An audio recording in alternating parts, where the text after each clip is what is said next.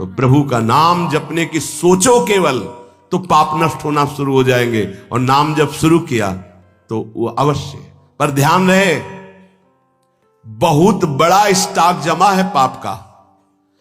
ये थोड़े दिन नाम जप करके अगर देखोगे कि ना तो नाम में मीठापन लग रहा है, ना नाम हमको सुख प्रदान कर रहा है लौकिक, ना हृदय में शांति, जलन बढ़ती जा रही, चुपचाप बढ़ाते जाना, नाम बंद मत करना। वो शुरू है पाप नष्ट होना। पूरे पाप नष्ट होकर जब हृदय निर्मल होगा तो नाच पड़ोगे, बीच में मत रुक जाना। बीच में जलन पैदा करेगा, बड़े अंदर आपको ऐसे लगेगा कि बहुत ऊबन हो रही, नाम नहीं करना और सब कुछ कर लेना, ये आपको मन प्रेरित करेगा, आप नाम पकड़े रहिएगा। तो नाम जप और सत्संग में कौन श्रेष्ठ है? नाम जप में और सत्संग में कौन श्रेष्ठ है? भैया सत्संग से नाम जप में प्रीति होती है और नाम जप करने से सत्संग समझ में आने लगता है। दोनों एक दूसरे के पूरक हैं। साधन को हरि भजन है, कै सत्संग सहाय। सत्संग से नाम जप में रुचि होती है और नाम जापक ही सत्संग के सही अर्थ को समझ पाता है, सही लाभ को ले पाता है। तो महाराज हमारा कहने का मतलब कि भजन में अधिक समय लगाना चाहिए कि सत्संग में? तो जो नया साधक है उसे अधिक समय सत्संग में देना चाहिए। वाणी पाठ, शास्त्र स्वाध्याय, सत्संग में बैठा, ये सब सत्संग के अंतर्गत आता है। और जो अनुरागात्मिका भाव को प्राप्त हो चुका है उसे थोड़ा समय सत्संग में और शेष समय एकांत में व्यतीत करना चाहिए, आंतरिक चिंतन। जैसे जब भाव का प्रादुर्भाव होता है तो फिर किसी शास्त्र के स्वाध्याय की रुचि नहीं रह जाती, क्योंकि निश्चय हो चुका है ना, लक्ष्य निश्चय हो चुका है, अब कुछ जानना है नहीं, बस अपने प्रीतम की लीला संबंधी, रूप संबंधी बातें, इसके बाद अब कुछ जानना नहीं, क्योंकि और कुछ पाना नहीं, और कुछ करना नहीं। अनुरागात्मिका भक्ति जब हृदय में बढ़ती है तो फिर इष्ट मिले और मन मिले, मिले भजन रस रीति, बस उससे चर्चा हुई और पूरा जीवन, पूरा समय एकांत चिंतन में, आंतरिक चिंतन में।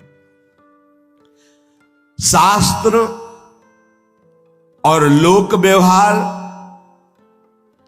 ये सब अनुरागात्मिका भक्ति वाले को फिर आगे चलकर रुचते नहीं है, कुछ अच्छा नहीं लगता।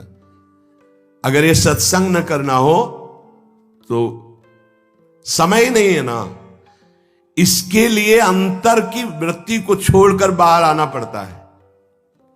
कोई शास्त्र, कोई लोक व्यवहार, ये सब उसके अंदर नहीं रह जाता जो अनुरागात्मिका भक्ति का उपासक होता है। जो प्रेम लक्षणा भक्ति का उपासक होता है, विविध शास्त्रों का स्वाध्याय करना, विविध प्रकार की वार्ता सुनना, ये उसका स्वभाव नहीं होता, उससे मन हट जाता है। बस आराध्य देव की वार्ता, आराध्य देव की सेवा, आराध्य देव का मंत्र, आराध्य देव का चिंतन, समिट गया। बाबा भजन करने में ये संचित कर्म बहुत बाधा देते हैं। क्या ये बात सही है कि जैसे भजन में लगे तो कहो इतनी प्रतिकूलता आ जाए, इतना दुख आ जाए कि आपका भजन छूट जाए?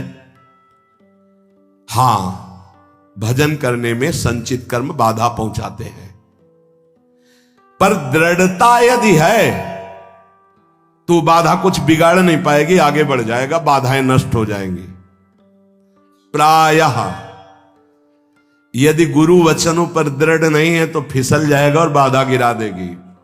पूर्व के पाप, पारिवारिक मोह, विषय भोगों की इच्छा, कहो ऐसा अपमान का वातावरण कि तुम्हारा उपहास हो, तो लगेगा कब तक सहे, छोड़ो यार, वो बाधाएं उसे परास्त कर देंगी। बाबा कह रहे हां, भजन करने के लिए जब कोई कमर कसता है तो पूर्व संचित पाप बाधा डालते हैं, पर जिसका दृढ़ संकल्प हो गया है,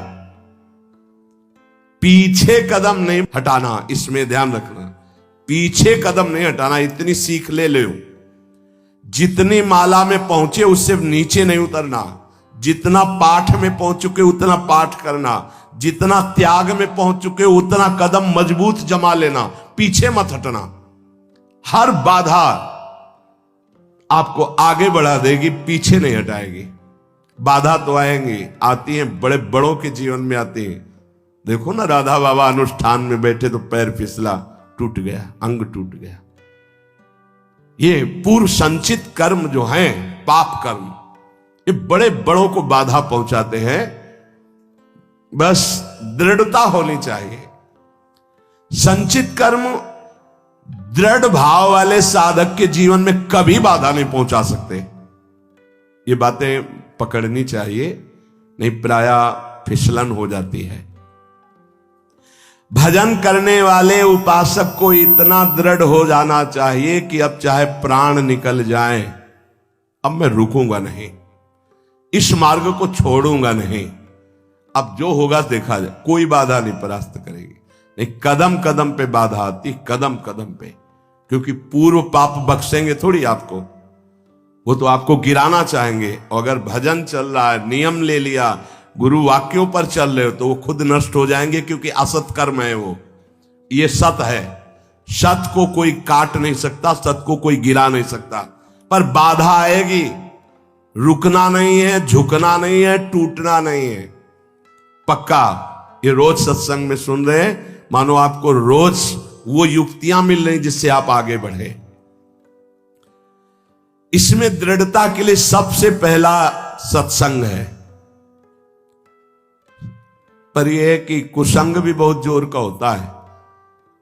यद्यपि सत्य के आगे कुसंग क्या है, पर आपको परिणाम में अगर बताएं तो 10 साल का सत्संग और 10 दिन का कुसंग, इतना प्रभावशाली।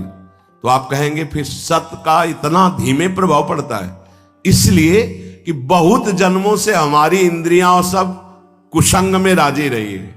जैसे इस बिल्डिंग को बनाने के लिए कितने महीने लगे होंगे, लेकिन इसको गिराने के लिए दिन चाहिए, केवल 1 दिन, 2 दिन, 3 दिन। बनने में वर्ष लगे होंगे। ऐसे ही साधना की ऊंचाई पर चढ़ने में समय लगता है, सत्संग की बातों को जीवन में उतारने में समय लगता है, लेकिन भ्रष्ट होने में नहीं होता। 5 मिनट में भ्रष्ट हो जाओ। सत्संग, सद्विचार रहना, दूसरा दृढ़ता का, जो बाधा तुम्हें गिरा नहीं पाएगी। अब साधक के अंदर असद विचार पाए जाते हैं। ओखली पे सर रख दिया तो चोट गया, क्या गिनना। जब प्रभु के लिए जीवन अनंत जन्मों से भटक रहे हो, इसी में भटक रहे हो, बस समझ लो ये बाधा आई है तुम्हारे जीवन को बर्बाद करने के लिए। अगर लक्ष्मण रेखा से बाहर निकल गए तो मिट्टी में मिला देगी ये माया, मान लो प्रार्थना। अगर आप लक्ष्मण रेखा के अंतर्गत रहे, आज्ञा के अंतर्गत, तो बाधा तुम्हें परास्त नहीं कर पाएगी। नहीं तो जो दुर्गति का केंद्र है, आगे देख लेना, पर आप कह नहीं पाओगे, वो अंदर की मार होती है माया की। भजन करने वाले को संचित कर्म बाधा पहुंचाने के लिए आते हैं, पर बचा जा सकता है इसी से, सत्संग और सद्विचार। जीवन का हमारे जो बर्बादी का प्रभाव पड़ेगा पूर्व संचित कर्म, वो हमारे विचार बदलता है। ध्यान रखना, पहले बुरी दशा आने के पहले बुद्धि बदली जाती। जब साधक का विचार बदलता है तभी घबरा जाते हैं हम, अरे अरे ये क्या। पर वो आक्रमण विचार में करता है, कर्म पहले विचार को बदलता है। यहां कह रहे सत्संग और सद्विचार, तुम्हारे अंदर असद विचार आने ना पावे। हे, कौन से मन से तुमने हां कहा, कौन से मन से तुमने भगवत मार्ग में उत्साह बनाया, कौन से मन से तुमने संसार से बैराग लिया। अब उस मन को क्यों भूल गए, दूसरा मन कैसे आ गया। मतलब पूर्व संचित पाप कर्म तुम्हें गिरा रहा है और तुम गिर रहे हो जानबूझ करके, पर हाथ नहीं पकड़ोगे तो गिर जाओगे। हाथ पकड़ाने का मतलब कि मेरे मन में तो आ रहा है कि मैं ऐसा कर लूं, पर आपकी क्या आज्ञा है। बिल्कुल अवसर नहीं देता साधक। आपकी क्या इच्छा है, अवसर नहीं देता। सीधे बात, मैं ये नहीं करूंगा, मैं ये ऐसे मैं तब हंसी आती है। अय पुरुष संचित कर्म, तू मेरे से बलवान निकल गया, जा घसीट ले जा, अब क्या कर सकता हूं। मेरी कबड्डी के खेल में आउट हो गया है, नहीं पकड़ पाऊंगा। अगर उपासना में आपका प्रवेश है तो एक प्रार्थना मान लीजिए हमारी। आपका मन कह रहा है कि मैं खाऊंगा, मैं भोगूंगा, मैं देखूंगा, मैं ऐसे चलूंगा, मैं ऐसा, तो आप छूट दे दो गुरु को और इष्ट को कि प्रभु। एक बहुत बड़ी महान वक्ता हुई राबिया जी, ऐसा उनका, उन्होंने कहा था कि प्रभु यदि मैं स्वर्ग मांगू तो नरक भेज देना, जो मैं मांगू मेरी बात कभी पूरी ना करना। क्या तो हम कम से कम इतनी तो गुरु को, इष्ट को जगह दे दें। महाराज मेरा मन कह रहा है कि मैं भोगों में जाऊं, मेरा मन कह रहा है संसार में जाऊं, मेरा मन कह रहा है मैं ये नहीं कर पाऊंगा। आपकी क्या अनुमति है, आपका क्या स्वरूप है, आप क्या आज्ञा करते हैं, इतना तो जगह रखो।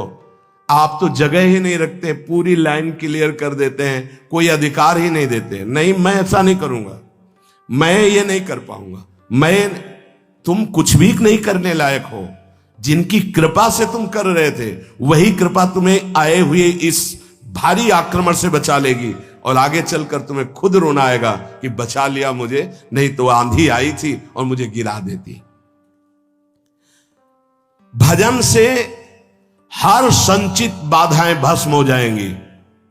ध्यान रखना, भजन करने वाले पर संचित कर्म बाधा डालेंगे, पर सत्संग और सद्विचार और भजन की दृढ़ता हर कर्म को भस्म कर देगी, हर बाधा को भस्म कर देगी। तुम्हारे जीवन में यदि किसी संत का संयोग है तो उसकी आज्ञा से जितनी जल्दी तुम्हारी इन बाधाओं का नाश होगा, उतनी जल्दी तुम्हारी साधना से नहीं होगा। इसलिए भक्तों के संग की बड़ी महिमा बताई गई है। यहां तक कि भगवान से भी बढ़कर भक्तों की संग की महिमा बताई गई। मोरे मन प्रवश विश्वासा, राम ते अधिक राम कर दासा। ये मान लो, ये जीवन बहुत ऊंचाई पर चढ़ाना है। आप अकेले नहीं चढ़ पाओगे, आप हाथ दीजिए और साथ चढ़ जाओ। तो बोले एक दो को चढ़ा दोगे, यहां तो हजारों कैसे चढ़ोगे। तो हमारे प्रभु का अब वेद नहीं पढ़े इसलिए नहीं जानते। सहस्त्र शीर खा पुरुखा, सहस्राक्षा सहस्त्रपाद। वो अनंत हाथों वाला है, अनंत भुजाओं वाला, अनंत पाद वाला, अनंत नेत्र वाला, विश्वत चक्षुर, वो विश्व नेत्र वाला है। अरे वो तुम्हें ऐसे गोद में लेकर पहुंचा देगा, तुम्हें चढ़ने नहीं पड़ेगा। उसकी करुणा दृष्टि हो जाए तो लूला लंगड़ा सुमेर पर्वत को पार कर जाए। मुकम करोति वाचालम पंगुम लंघयते गिरिम। इस अध्यात्म की चढ़ाई के लिए हम सबकी टांगे टूटी हुई है, तो हमको उठा के ले चलते हैं गुरुदेव। हमें हरि उठा के ले चल रहे हैं। पहाड़ लंघवा दिया, ये काम क्रोध लोभ मोह मद मत्सर, ये बड़े बड़े पहाड़ हैं, इसे लंघवा दिया। मुंह को होई वाचाल पंगु चढ़े गिरिवर गहन। सही पूछो तो इस चढ़ाई पर चढ़ने लायक नहीं, पर कृपा ने चोटी को लंघवा दिया। बार बार जिसे प्रारंभ हुआ था जहां से सत्संग, बार बार मन निहाल होता है, कितने करुणा में प्रभु, जब उनकी करुणा दिखाई देती। अरे साधारण जीव, विषयी जीव पहाड़ लांघ गया, बड़ा आश्चर्य। ग्रह कारज नाना जंजाला, ते अति दुर्गम शैल विशाला। काम क्रोध लोभ मोह मद मत्सर विशाल पहाड़ है, और एक छोटा सा साधक लांघ गया। तब लगता है कृपा में बड़ी ताकत। छोटा सांप का बच्चा गरुड़ को खा जाए, ऐसी सामर्थ हमारे हरि में है। मस्कई करे बिरंच सम, मच्छर को ब्रह्मा बना दे, ब्रह्मा को मच्छर बना दे, ऐसे प्रभु के शरणागत है। जो स्वल्प पुण्य वाला होता है वो इन बाधाओं से परास्त होकर के साधनहीन हो जाता है। स्वल्प पुण्य वाला। महान पुण्य वाले कैसे बने? बोले भगवत प्रसाद उच्छिष्टामृत, भगवत नाम गुणगान, भक्त चरित्र और भगवत विग्रह की सेवा, ये तुम्हें महान पुण्य वाले बना देंगे, जिससे कोई बाधा तुम्हें गिरा नहीं पाएगी। फिर ध्यान दीजिए, स्वल्प पुण्य वालों को ये संचित कर्म बाधा पहुंचाकर भजन से विमुख कर देते हैं। तो हम अपने पुण्यों को कैसे बढ़ाएं? तो बोले भगवत प्रसाद पाओ, उच्छिष्ट, संतों की जूठन, प्रभु की जूठन, गुरुदेव की जूठन, जूठन ले पाइए।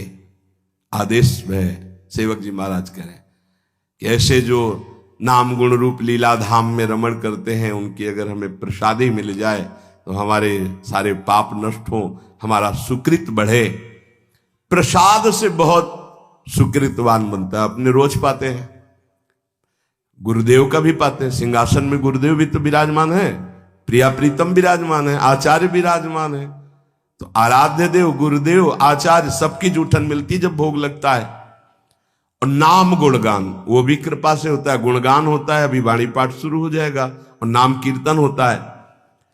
भगवत भाव में डूबे हुए भक्तों के पावन चरित्र, भक्त संग और भगवत विग्रह की सेवा, इससे बहुत जल्दी सुकृत एकत्रित हो जाते हैं और वो बाधाओं को परास्त कर देता है। सेवा मिले तो समझ लेना बहुत बड़ी बात हो गई। भगवत सेवा मिले तो चूक मत करना, छोटी सी भी पुष्प की सेवा भी। पीछे एक बार सुने हैं आप सेवा का प्रभाव, सूरदास जी के पद में आरती कर रहे हैं उसका अलग प्रभाव, चंवर डुला रहे उसका अलग प्रभाव। एक एक सेवा, हमारे प्रभु बड़े उदार हैं, रीझ जाते हैं। जिस उपासक को संतों से प्रेम हो गया, उसका और कोई साधन बने या ना बने, कोई बाधा उसे परास्त नहीं कर सकती। आखिरी बात पूज्य बाबा कह रहे हैं, जिसका संतों से प्रेम हो गया तो और कोई साधन बने ना बने। प्रेम का मतलब हमारा तो हिम्मत नहीं, हमारा तो मन नहीं, पर हम अपने गुरुदेव को दुखी नहीं कर सकते।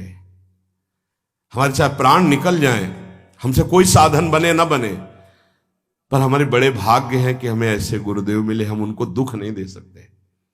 श्री जी से सदैव यही प्रार्थना रहती है कि एक ही मांग है कि हमारे कभी ऐसे कोई आचरण न बन जाए जिनको सुनने के बाद गुरुदेव को दुख हो। बस इस जीवन में एकमात्र लक्ष्य मेरे गुरुदेव की मुस्कुराहट। कभी ऐसे कोई आचरण न बन जाए, कभी कोई ऐसी बात न हो जाए जिससे गुरुदेव की श्रवण इंद्री में पड़े और वो दुखी हो जाए। उनको दुख दे दिया तो अब जीवन का कोई महत्व नहीं रहा। यही है प्रेम। अब जब ऐसा भाव रहेगा तो बाधा कौन से परास्त कर पाएगी? कोई बाधा नहीं परास्त कर सकती। फिसलने पर भी गिरेगा तो गुरु की गोद में गिरेगा। इसीलिए आखिरी में कह रहे कि जिसे संतों से प्रेम हो गया, उसे और कोई साधन ना हो तो भी बाधा परास्त नहीं कर सकती। क्या संतों का प्रेमी भक्त जो है उसको फिर मनुष्य जन्म मिलेगा? अगर वो मनुष्योचित कर्म करेगा तो मनुष्य जन्म मिलेगा। अगर वो भागवतिक कर्म करता है तो भगवत प्राप्त हो जाएगा। एक राधा वल्लभ जी के उपासक थे। एक समय उनको बुखार और सन्निपात हो गया, तो सन्निपात में भी वो गा रहे थे बनी श्री राधा मोहन जी की जोरी। उड़िया बाबा कह रहे हैं, एक राधा वल्लभ जी के उपासक थे, उनको सन्निपात हुआ, बुखार हुआ, तो बेशुद्ध अवस्था में भी गा रहे थे बनी श्री राधा मोहन जी की जोरी। और एक ठेकेदार था, उसको जब सन्निपात हुआ तो वो ये कह रहा था कंकड़ लाओ, ईंट रखो, और गालियां बक रहा है, तू खड़ा क्यों है? सन्निपात में बोल रहा है। बोले जो संतों का प्रेमी होता है, भगवत प्रेमी होता है, जो भगवत प्रेमी होता है तो मूर्छावस्था में भी भगवत स्मृति रहती है। अब उसका मनुष्य जन्म कैसे हो जाएगा? अगर वो सांसारिक कार्य वाला है, भगवत भजन नहीं करता है, तो फिर उसके कर्म के अनुसार उसका जन्म होगा। सदा तद्भाव भाविता वाला महापुरुष कैसे जन्म ले सकता है? अगर जन्म होगा तो वो कर्म बंधन युक्त नहीं, वो जगत पावन करने वाला होगा। जैसे अपने लोग संतों को कहने लगते हैं तो भगवान के अवतार हैं, तो वास्तविक वो अवतार ही है, वो कर्म बंधन से नहीं आए, वो भगवत प्रेरित होकर, वो भगवत प्रताप रूप से अवतरित हुए जगत मंगल करने के लिए। तो हमारा उद्देश्य भगवत प्राप्ति। पैर ऐसे जमाओ कोई भी प्रलोभन या भय तुम्हें इससे गिरा ना पावे। इस दिन भर बड़े बड़े भरोसा कर लेना, चयन कर ध्यान दीजिए, आपको सुनने को जो मन पर भरोसा कर लेना कि अगर ये जो मांग रहा है हम दे देंगे, शांत हो जाएगा। धोखेबाज, भारी धोखा खा रहे हो आप, बहुत बड़ा धोखा खा रहे हो। ये मन तुमको फंसा के और जला देगा। ध्रुवदास जी महाराज कह रहे हैं, विषय चुगा जिन चुगय मन, चुगत कछुक सुख होए, फिर फांसी ऐसी लगे तेषम दुख न होए। मन कहता है एक बार ये चख लेते हैं, भोग लेते हैं, बहुत जलन हो रही, एक बार तो देख लेते हैं, फिर शांत हो जाएगा। आप राजी हो गए? इसमें लिखा है भोगाकर्षण पर मन पर दया कर देना, दोस्ती कर लेना। चलो ठीक है, अच्छा ऐसा कर लेते हैं। उसके हटाने में जो क्लेश उसे ना सह पाना, अब क्या करेगा? 5 मिनट के लिए तुम्हें शांति दे देगा कि हाँ राधा राधा राधा राधा, बड़ा शांति मिली। अब इसके बाद जब आएगी उसमें ज्वार भाटा, फिर दोबारा कितने मिनट बाद आती है, लौट करके कुछ कहा नहीं जा सकता। हो सकता है थोड़ी ही देर में आ जाए, हो सकता है शाम तक। अब जब आएगी तो तुम्हारी ताकत नहीं कि तुम रोक सको, तुम्हारी दस्तखत करने की जरूरत नहीं, वो घसीट लेगा तुम्हें। अगर पहली बार में ही लड़ गए, नहीं छूंगा, नहीं करूंगा, नहीं भोगूंगा, नहीं देखूंगा, नहीं राधा राधा राधा राधा राधा, इसको सह गए तो कषाय को मिटा दिया। जो विषय भोगों का कवच तुम्हें बंदी बनाया था, तोड़ दिया तुमने, चक्रव्यूह को तोड़ दिया इसके। ध्यान दीजिए, मन पर दया नहीं करनी, मन पर दुलार नहीं करना, मन की जलन को अपनी मानकर टूटना नहीं है। जल गंदा सोचता है तो जलेगा नहीं, और क्या होगा? अगर आप उसकी जलन को बता दिया किसी से तो सह नहीं पाओगे। समझ लीजिए, इसके ये युक्तियां हैं जिससे जीता गया है इस विषय पर। मन जल रहा है, अब आप अपने मित्र से कह रहे हैं साधु बहुत जलन हो रही है हमें, चुप, तुम्हें नहीं हो रही, तुम्हारे मन को हो रही, उसकी गंदगी नष्ट हो रही। सोना जलने से शुद्ध होता है, जलने दो उस मन को जिसने तुम्हें जन्म जन्मांतर से फंसाया है, उसे सह जाओ। सह ना पाना, उस पर दया कर देना, उससे दोस्ती कर लेना, ये कषाय है, जीव को आगे नहीं बढ़ने देता। चौथा, रसास्वादन। भोजन में, रूप में, बाहरी सांसारिक पद में, धन में, भोगों में एक जो स्वाद है वो तुम्हारी स्मृति में बैठ जाता है। ऐसे से ऐसे ऐसा खाया था बनवा के, बड़ा यार स्वाद मिला, यार दोबारा मिलना चाहिए। वो कहां जाए, किससे मांगे, कैसे करे। ऐसे हर भोग, हर चेष्टा, रसास्वाद जो प्रकृति का है वो बांधे रहता है जीव को, वही बांधे रहता है।